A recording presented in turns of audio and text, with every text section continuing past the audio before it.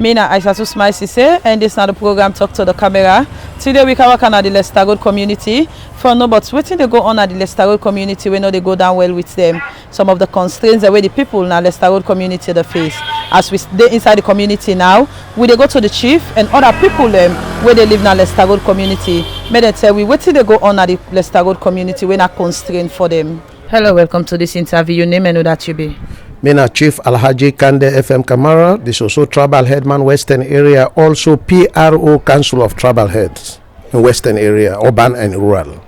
Okay, I go on for know the community where you represent. Well, I represent the Leicester Road, we can say the Leicester Road community, but as you know, me own responsibility, not to even Leicester Road, now the whole Western Area, urban and rural.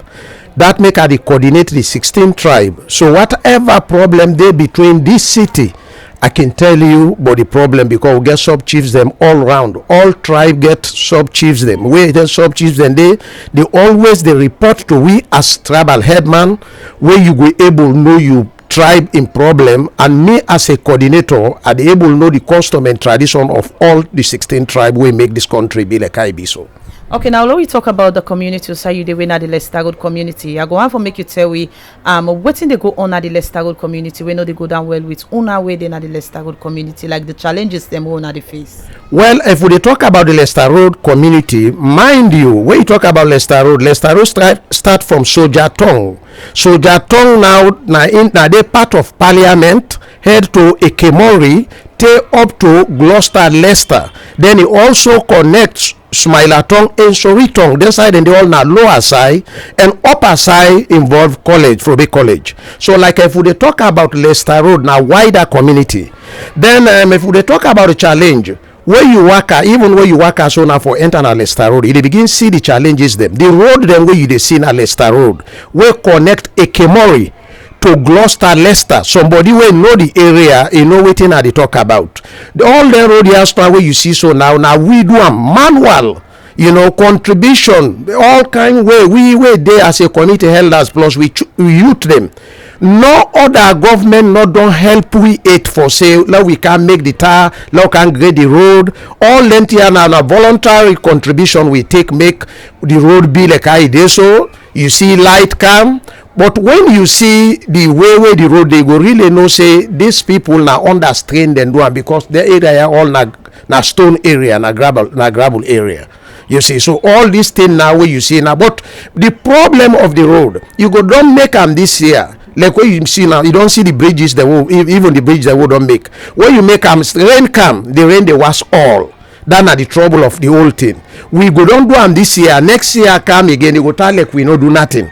We don't they cry. I don't they cry to Soriat organization. They don't they cry to government them. The past government, I don't they cry over and over. God no make them possible it for let them problem they are able solve for we like how we want them. This not we challenges them. Drainage no there, school no there, better school no there. Upside here where you see as you see health center no there, community center no there. All length years on a challenge. Woman then they get Belena this area and government they engage we all the time. Then they tell we the laws then we govern. Woman we govern man and we govern picking them where they underage. But all them lawyers on how for implement them, how for go about that. If you not get good road, you not be able to implement all. Bele woman they get Bele now before they get to hospital, you don't get problem. Picking them now for go get water now. Sunday now they go get they grab 4 o'clock, you don't wake you picking them for go na water side. The boy picking and they go hang for them. Most of the picking them now they then they get belly. Because you not able to get control. Sunday night for go school 8 o'clock. If for 8 o'clock for don't meet at a class. Sunday night when you send and then 4 o'clock. Sunday night they go come till 7:30, 8 o'clock. When he go was now and when he go able doing domestic work in the house for them go to school. All them challenges there we they get them. So like if they talk about challenge, these are some of the challenge. Then when somebody sick, now yeah, for let you able go down. Now any other hospital na punishment. Matoka no they able come quickly. If you see Matoka begin run here just no fastly bike like a bike then they come about look the strain then where they go through. If you see Matoka begin carry no pass the season, so until any time of next month we don't begin the backfill the road them, pass the backfill the road them before the Matoka then begin enter. So all them things so now we challenges them will get. Not just start like na part of the city we dey. Not just start like na part of the city this community dey. But how for do? You see, how for do now? only wetin we get for do now na appeal.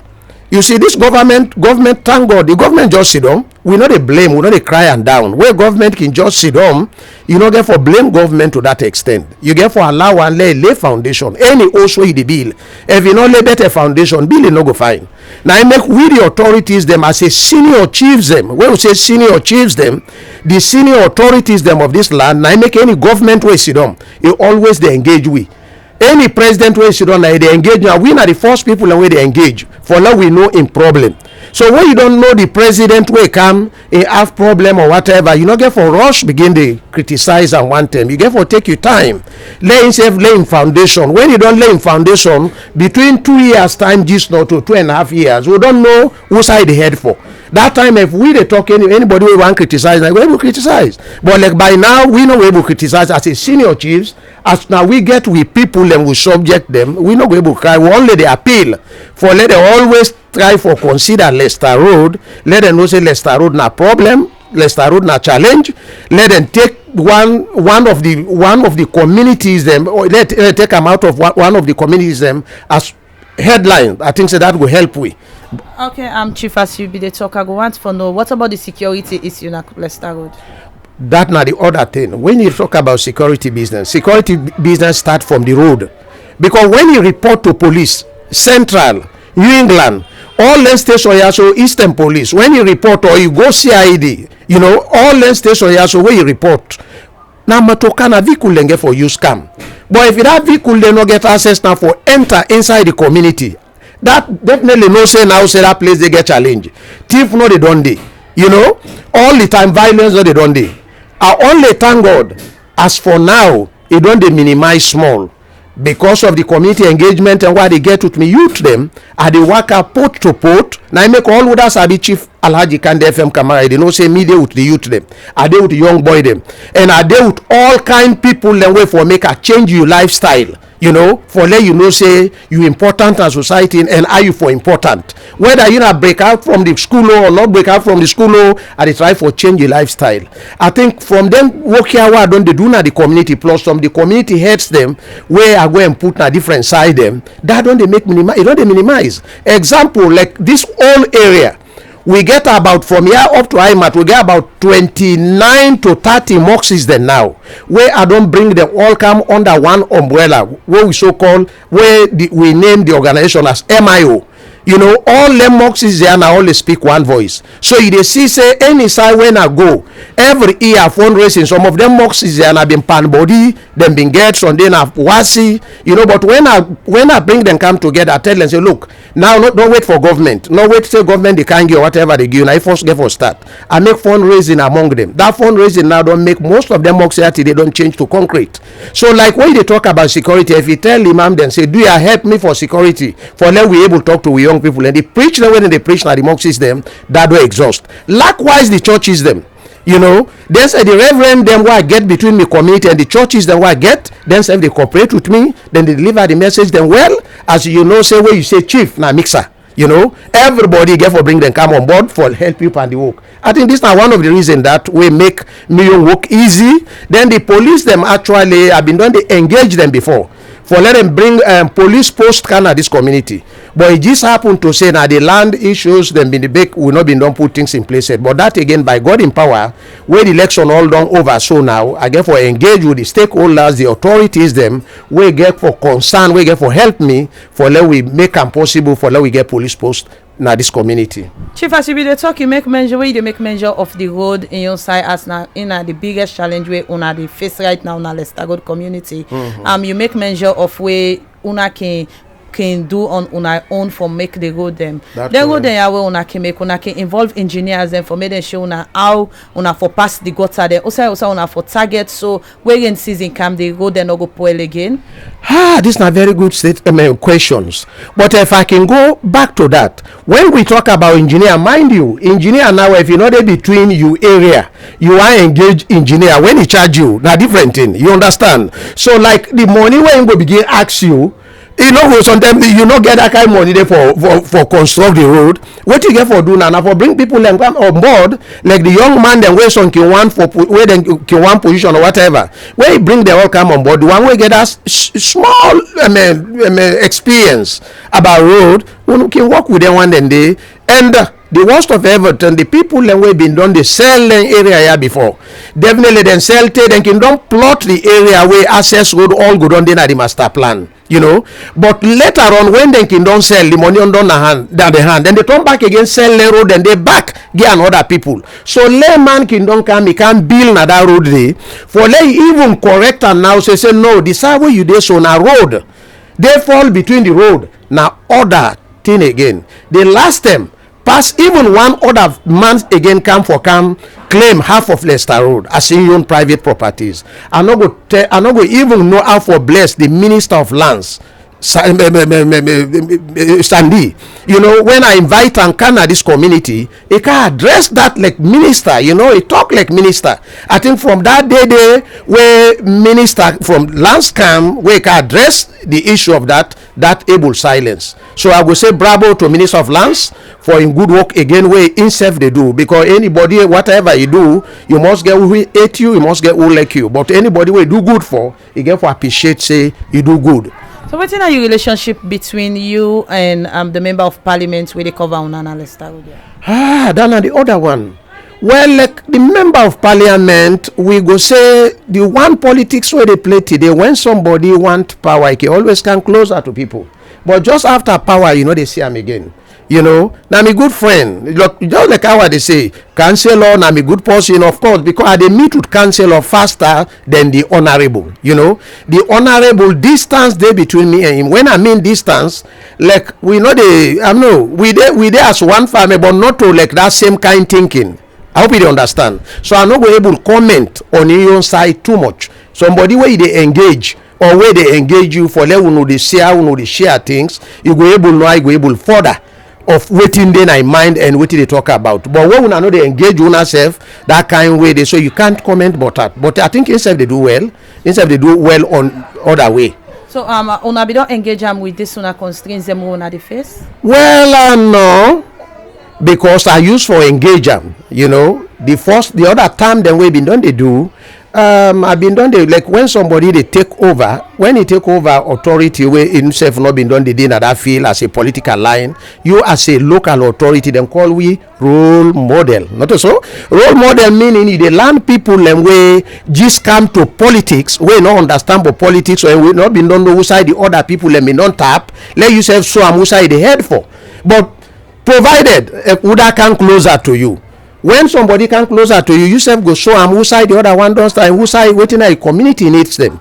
But if somebody not come near you now for that kind, advice there on that kind waiting self, that nothing say you get for force yourself again for go lily yourself to person that kind way that you must maintain your respect. As long God they provide for you and you able stand by yourself, because leadership again.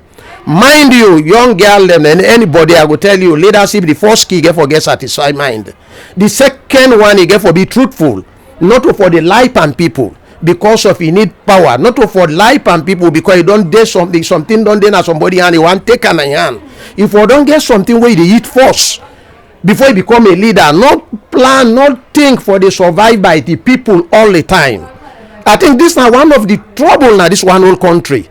Every leader want depend by in company. All leader want depend by company in pocket. Every layman want survive by the next person will become a leader. You know, when that happen, that kind of then a problem. Try to work hard. I think one thing of me, I know the praise or whatever. I believe on hard working. Pass any other thing, then I go begin the knock door. If you say I knock anybody in door, now the interest of me people, because I get poor people, I get young people where they come up where they need, but not to for Chief Alhaji Kande FM come me private problem. I think that na the one of me quality that for me leadership. Okay, so all what you don't say, so waiting at the message where you go out for send to Papa government and viewers. Well, my message what I want send to government, I get for tell the government thank you. And I get for pray for the government, let God make them succeed for let we people them all able say alhamdulillah. So like all the message when I send to government, do you not forget Leicester Road? I know say government just sit down. I know say some of una just take over office. I know say some of una the government just dey try for lay foundation, the president effect for lay foundation for how e go able build the kind host pantapa. You understand? So because of I dey understand that make I no go able cry government down. You understand? We only dey put into prayer. Let God make themselves able do meet up the people them needs them. You see, so I dey appeal to all stakeholders wey concerned. Do ya Leicester Road? Una not forget Leicester Road, and then hill areas. Not to even Leicester Road no more. Any hill areas. If una not protect the hill areas, then the dung no go solve. All the flow, the water, then the destruction where they cause dung now from up the hill and then they come out. So like any how we make the street dung. If you not try for protect the hills and let we get a better drainage them up the hills them. You not try for see to the community and let the roads them able maintain, and it no go work. Now I make the appeal again to the Minister of Lands. Let keep it up. The work them way don't they do here in ministry. Do ya let make sure say the drainage and the road them always concern. Then here let make sure say the road they all pass. I know say where the road them pass, then definitely the drainage go control. Then the government now SLRA go come inside and the government go make the surrounding them for let things fine. I think now some of that and the all the needs them what I don't mention for say I no get community center, I no get health center, I no get community police post, then water no the water system. Now problem the light self it can come on and off. Like now light come between 15 minutes, it don't go off for 2 minutes, like that it come on and off. So all this are the appeal to government. Do ya una not forget Leicester Road as we self na part of the city. Look where they see parliament, they see state house. So just imagine not to your city start. And when you talk about Soldier Tongue, now the heart of the city of Western area, but people don't understand what that Soldier Tongue. Soldier Tongue now it's around parliament. So you know we talk about Solia State. Just go start from the old social welfare, you know. Now in can round from CID now. Now the Soldier Tongue that 9 round. This parade they always is on a part of Soldier Tongue. Where you see the building them where they change so. Now been barracks them. You know that now long story. I know can't to that again. Where you can't to Ekemori again. Now Fulaton and Soldier Tongue now build Ekemori before Ekemori can become Ekemori. Ekemori now plus the other community also now them build Leicester Road where Leicester Road itself come. But when time come for history, we will talk about that. Okay. Thank you very much, Thank sir. you, Mina Chief Alhaji Kande FM Kamara, the Soso Tribal Headman Western Area, also the coordinator of the 16th tribe. Mind you, tribal business or they make country. I think that's my last message. Tribal business or they make country. We all now one families. That tribal mina mende, mina loco, mina soso, mina this is no day. As long we all now Africans, then say we say come out salon, maintain the symbol of salon. Now me own message that make them make me a coordinators. Anybody where we catch, they bring that tribal business come among the tribe them. We will hold you tight and I make the sub chiefs and the crown now different communities then. Now community chiefs then not to work for one tribe. So do you one level we all maintain that will make we help government. Even the political rational them where they make we they go through so all length here. Now they the problem they come out. Where tribal business come between politics, then that don't become a losses for we all. Thank you very much. God bless you. Una the station and una the young people that we come for interview me. Let God make una station grow more. Amen. Thank you very much. Thank sir. you. Hello, welcome to this interview. Your name? Una Fatima Tabangura. How many years you don't take na Leicester Road? 11 years. Okay, as you don't take 11 years na Leicester Road, I go on for make you tell me some of the constraints that we una dey face na Leicester Road community. Mama Ibokute, no get water, no get fine road, no get hospital, we no get police station, dust, not so for talk. Me like me every day I dey sick. I no get my kids money back, I dey strain. So they beg government may help we for that. Let them help we go with the big day with the church them foot may they assist we for this road business, this water with the strain at this Leicester Road. Dust them they can pass people they wear socks. It's not big disgrace. We think they all is house they dirty. With the big dear government put on back for we the woman them back with the punish na maridos. And I no mommy get for talk. I no one go far because if I go far. You say the water business now one of una challenge una get. Who one can get water right now? Water side pump by Bam Road. What about the one for drink? We no get find water for drink sef because now underground now all they get now they drink go picking and they go outside then they beat say they if they go for money then they can't take 12 they buy 1 grade rubber water now 2,000. Okay, thank you very much. Yes. Hello, welcome to this interview. Your name? My name is Mr. Fode. How many years you don't take na Leicester Road community? No, 5 years ago now. Okay, since you can at the Leicester Road community, what are the constraints them on the face? The constraints mainly who the face here, the water crisis. A man away now, my sister. How possible for get water now? Yeah, if you not go up hill, you know you get them. You go there safe na to line.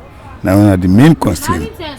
So as you say the water na in the affect una ya so na una main constraint.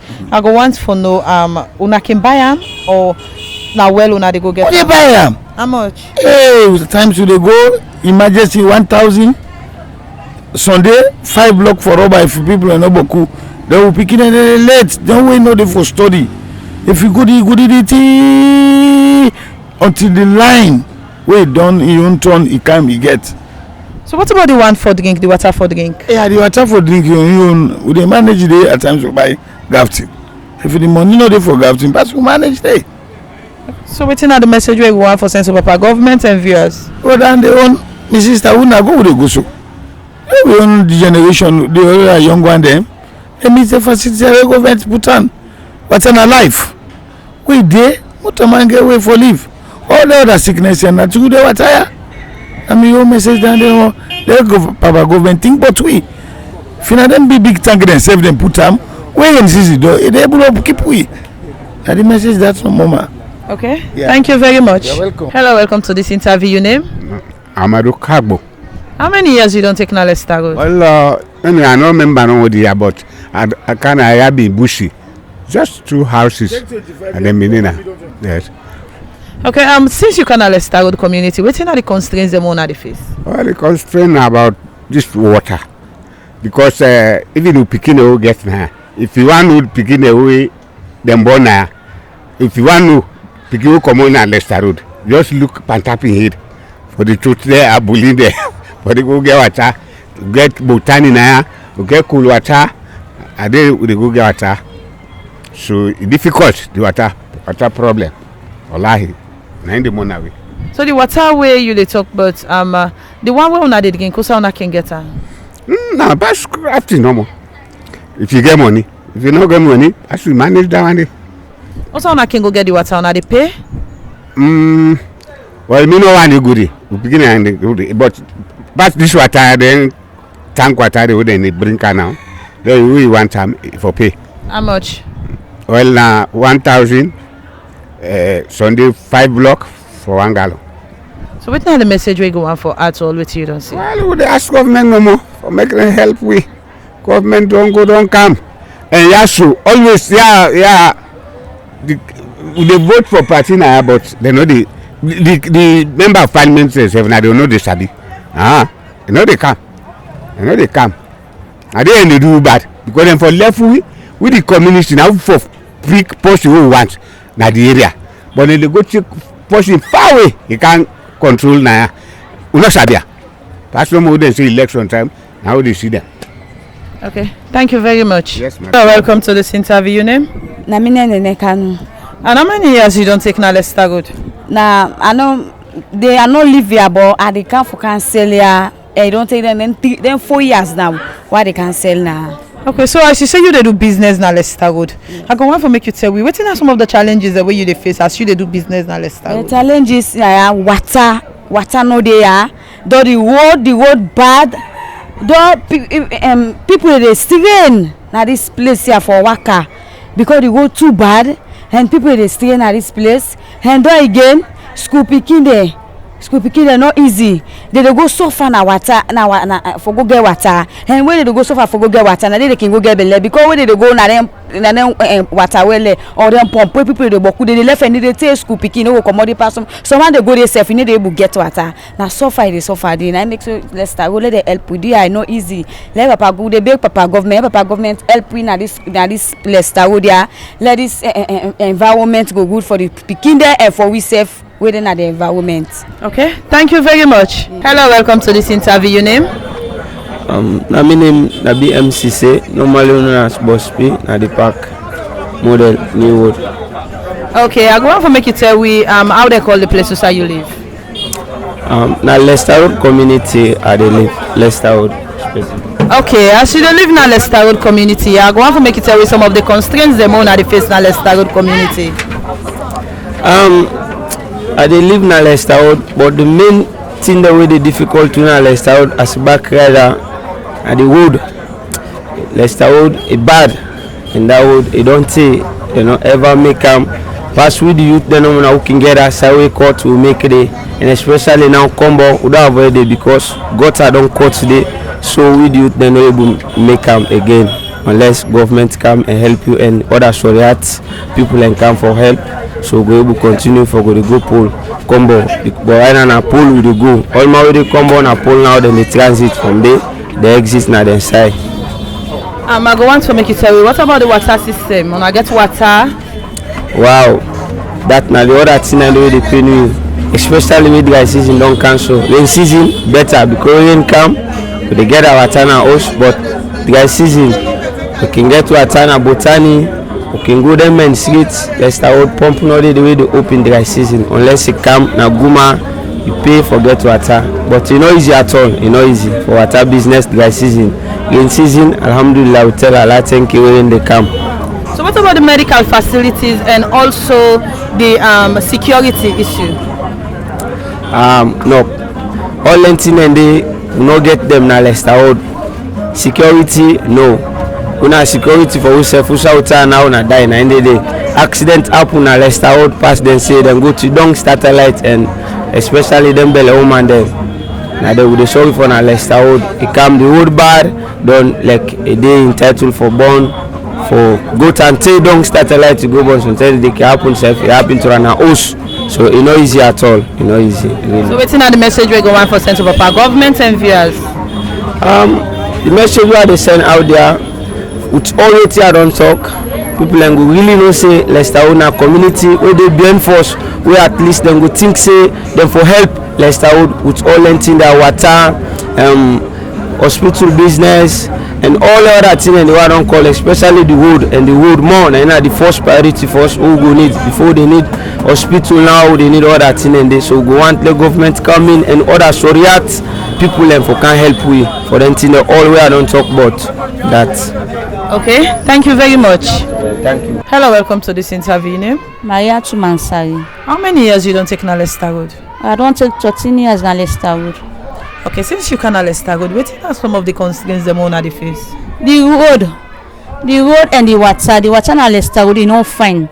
We see dry season come pass we go na water side, and the water wey dey go get na water side, so it dey comot down small that drop and then jumps down all the day na the water side so you don see that all dey cause sick for we na the Leicester Road. Don two pikin dem back wey dey can school, they dey kind for them. You don see kind for the road dey damage really. It damage. Okay, you said the water na in as one part of the constraints that one at the face na the water. Yes. I go want for make you say we una dey pay for this water we una dey go get now. Well, if in middle of the dry season like March we dey pay. How much? 500 loans for one rubber. And so we dey pay. What about now? Una no dey pay? Right now we no dey pay because of what they gain they cancel small. We no dey pay because the water boku na water side. What about the water we una dey drink? Who's una can get her? Na the same water side. I dey back cooking get the water. You don't see. Okay, so I'm waiting at the message we go on for Central Papa government and viewers. Well, we dey blame Papa government for right now because pikin right now they go school, they dey for and the water business back na Leicester Road and the road is damaged. Some of we and the pikin they work among the pikin themselves. Where they work so they go far distance, they dey beg and do and me sit to win na Leicester Road now so. From Leicester Road to Combo Junction, say go up. The road is damaged, it bad off. There with the big and there may help we, may see concern to we. What about the health center? Well, instead we will not get hospital yes na Leicester Road it. We ready for go hospital to go right down. Macaulay Street, so they would go. You don't see. So all land they would beg them, make them help on a good community hospital na so you see. So as woman, how that they affect you now and not get health center na this community? Well, they affect you bad one. It affect you because of course you get belle in one born. Pass you work out and say before you go now say the pikin dey ready for Commoner Road. You don't see all handy. The bad off really bad off. Okay. Yeah. Thank you very much. Yeah, may God bless you. Hello, welcome to this interview. Your name? My name is Clive Dumbuya. How many years you don't take in Leicester Road community? I don't do over 20 years. Okay, since you don't in Leicester Road community, what do you have some of the constraints them on the face? We get a lot of constraints that we don't face in this community. I can always tell people say Leicester Road community na the true Sierra Leoneans that they live na Leicester Road community, because considering the years the way this community don't establish, right? Me came here so just before the war, 2 years before the intervention. Now me come now, I can grow up now, right? The time when I came, I meet here to all my bush, right? Now also the community stop no more to go up to then pole area. We will get difficulty for come inside because now this main Leicester Road no more be there. The other drives they are not being there, right? Now community people them rather now then come together and make road, right? The likes of the chief FM Kamara, the late Pierre Koroma, former principal of Muslim Brotherhood, the late Mohammed Bundu Bangura, Mr. Kamara, the late Pafawaz, Pastor Adela, them people in there then been come together for Sesay. We get them roads that will lead to the interior of Leicester Road, I can call them so, right? After that one day, before we get water na another constraint actually. Before we get water pipes them be run from the boat there up here, up here the reservoir there, right? The college reservoir. Now we will get from this reservoir within Bam Road. I don't really get water from that. Forget pipe bomb water. Right? After the war, then they stop. We will not be able to get down again. We own source of water now. Now for go down to maybe we go down to Main Street Circular Road. And then we will put water in jerry cans. We told myself now so I be able to get water while they go school. Now morning around then 5 o'clock I go get 2 jerry cans. I can put them down. So how much that be the cost now? No, then say they will not be the pay.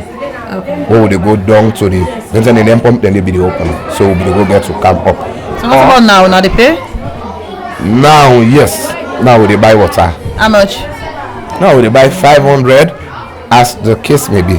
Sometimes where the game say don't stop, so they get 500 for 2. How the time they go no more, that's how they get 500 for 1. That's how they get. If you want to go quick, then give you 1,000. You buy myself, they buy water. And that's the road. So if we not get from that water side there, now quarry down here, we'll go right up to the boat name. Now they will go get the water. Come. Myself, you don't go get water that side there. I put the 2 jerry cans inside this bag. I tie them because I know I'm going to them. And when I come, I go study because I'll be there for 6 exams. On the way coming, the foot slip. Therefore, I broke my foot. I can't get for make I sit down for like 3 months and not be able to go to school and waiting. That's now another constraint, right? Light self don't become a challenging issue for we, right? Now this BNTM, I think 2 days or 3 days ago, I fixed this with lights. Now we transform I don't get issue for like 7 months, right? It is tree planting they get lights problem when the people then reconnect themselves to Leicester Road line. Okay, this way area this Leicester Road gets the transformer gets 3 phases. Phase A, now that way they phase B and C. Now they don't want the way the tree planting can join. So the load be heavy for the transformer tree. From then in the we don't get that problem. I think that was in May or April. Now we don't get that problem. Past 2 days ago, we talk na radio, we do all kinds of things. Now 2 days ago, now God sorry for we waiting can fix the lights there. So what about the security business in Leicester Road? I didn't name all. I tell you, I don't live for more than 20 years. Security business na a great concern also, right? We not get police post, and this area don't big. We get more than 5,000, 6,000 people. Now yeah, more than very close to 10,000 population, right? Now yeah, and any outside that kind large population, the crime always go there in the increase, right?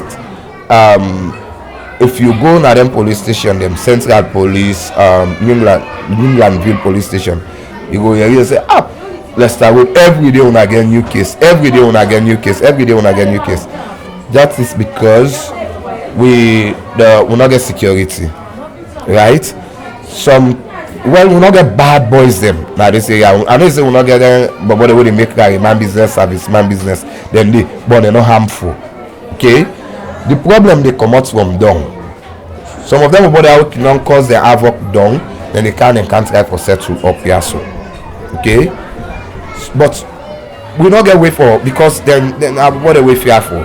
If you go attacker, you not get security, now they come for them by you. Okay? So we always the advocates for make we get a police post. Okay, always they ask, they let them help with police post. If we get police post, I believe say then they go minimize. They go bring that crime waiting they down.